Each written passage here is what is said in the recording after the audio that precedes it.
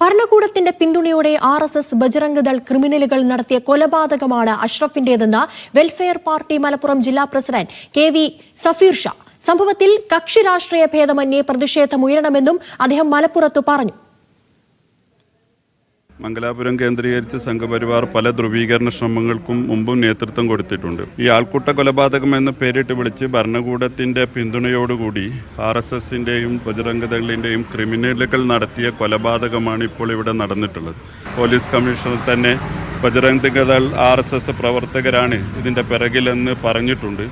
അപ്പോൾ വളരെ നിസ്സാരമായ കാര്യങ്ങൾ ഊതിപ്പെരിപ്പിച്ച് നടത്തിക്കൊണ്ടിരിക്കുന്ന വളരെ അരക്ഷിതാവസ്ഥ സൃഷ്ടിക്കുവാനും ഒരു മുസ്ലിം ഒരു ചെറുപ്പക്കാരന് സ്വസ്ഥമായി ഒരു പ്രദേശത്ത് കൂടെ നടന്നു പോകാൻ കഴിയാത്ത വിധം രാജ്യത്ത് അരക്ഷിതാവസ്ഥ സൃഷ്ടിക്കുവാനുമുള്ള ബോധപൂർവമായ ശ്രമത്തിനെതിരെ കക്ഷി രാഷ്ട്രീയ ഭേദമന്യേ എല്ലാവരും രംഗത്തിറങ്ങണം.